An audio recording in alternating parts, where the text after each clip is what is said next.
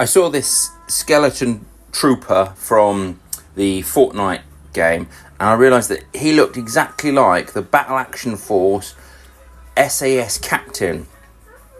I'm a huge fan of this original comic book series, and I just figured, minus the paint job, he looks perfect. He's all black plastic, and it shouldn't take much to remove that paint and then paint up his face, his skeleton face.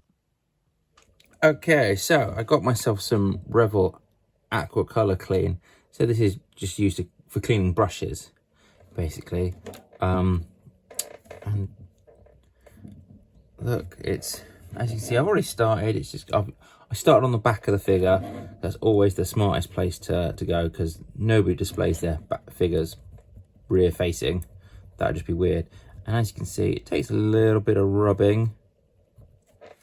Oh dear, it's not coming off quite so easily there. Look, it's coming off. It is coming off. It's coming off in places. Come on. It was coming off quite easily. I don't know why suddenly it stopped. Come on.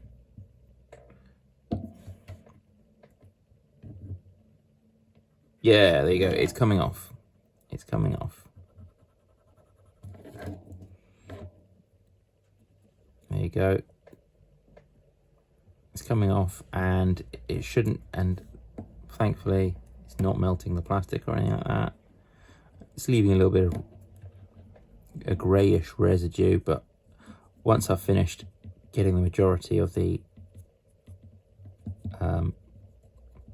paint application off, I will soak it in a little water, warm water mixed with I guess a tiny bit of cleaner. That should get rid of the you know, just a little stuff around the edges, and yeah, then we should have an all black figure, and that should be nice. So apart from a few little bits of residue here and there, I've got all the paint off. I've taken his face off for the purpose of it, just because I'm gonna be painting straight over that face, and faces, in fact. I popped off, he had this little bandolier that didn't actually have any equipment on it other than what looks like a purple set of dog tags, so I popped that off. I haven't touched his shin pads yet. I think a little bit of a craft knifing, I can pop the shin pad off, and I'll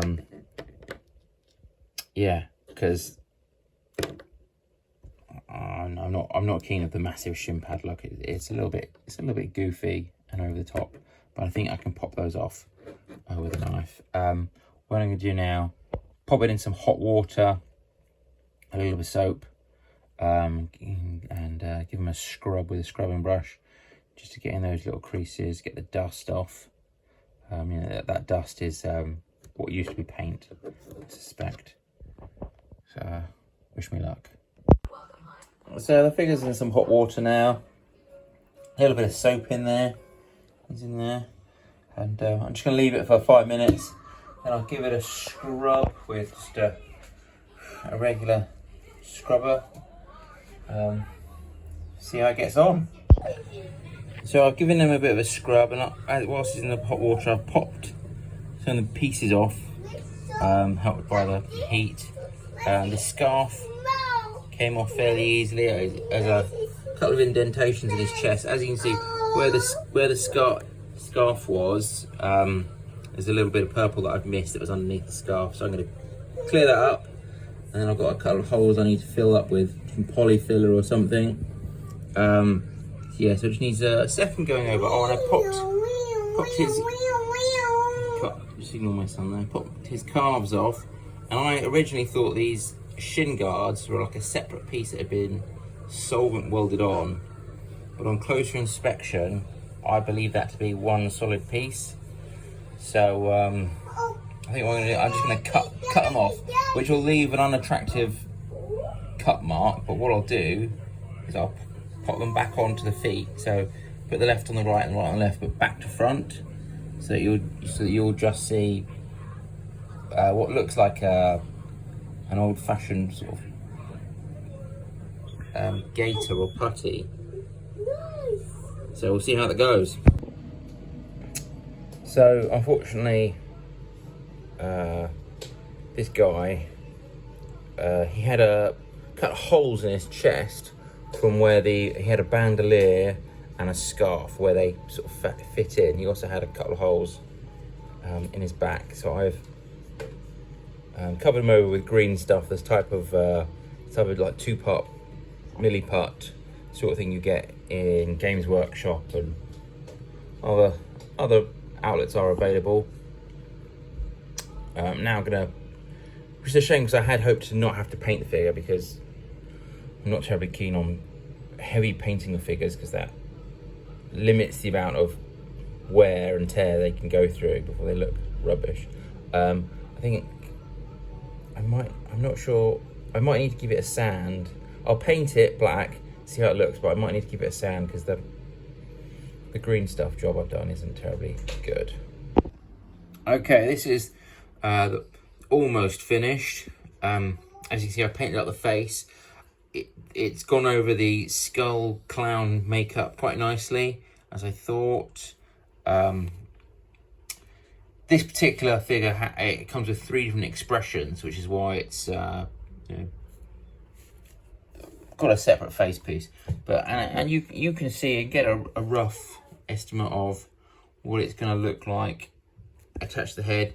I'm waiting on some clear coat that I've ordered before I attach it all back together, which is why I haven't done. What else have I done? Yeah, I mean the chest looks quite rough. I'm not too worried about that because it's just meant to be some sort of tunic.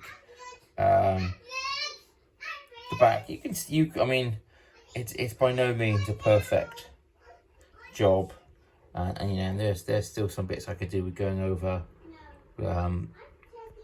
with a paint cleaner. Just at the time, it was a rush job. It was a quick job. Another thing I should show. His feet his boots were extra spiky. They had these ginormous grips, and I don't know how well you can see that.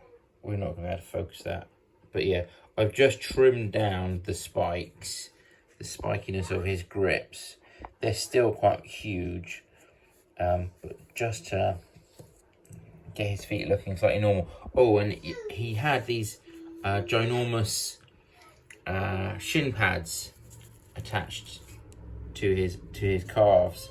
What I've done is I've cut them off, and then just, as you can see, there's those cut marks there. Just cut them off and just turned the calves round. And I think if I hadn't mentioned it, you probably wouldn't have noticed, apart from there's a slight gap there. But there's not much I can do about it. There are things I can do. But yes, and the next thing to do will be to get him a suitable weapon and put some just wraps and wraps of string around his chest, like he's just about to go abseiling down the outside of an embassy. And then he'll be perfect. Okay, so I've put a layer of satin acrylic varnish from, I think, Vallejo. I think that's the correct pronunciation. So I'm just putting the final finished touches to my SAS trooper. So look, there he is in all his glory. Oh, and we've also got to add the ubiquitous grappling rope. So let's see how well we can do this. Okay.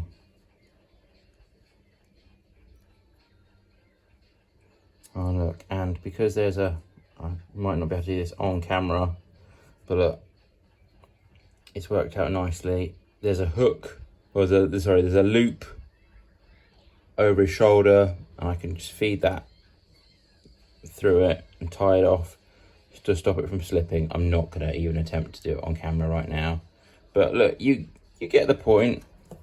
There he is. There he is with it. MP5.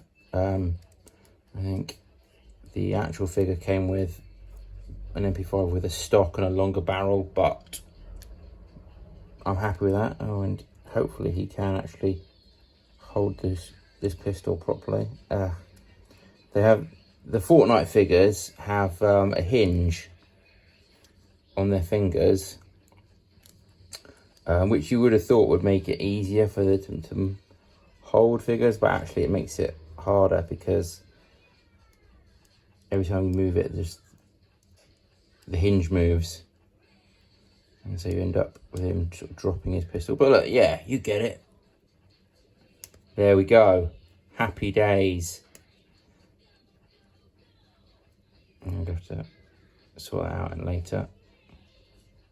Boom.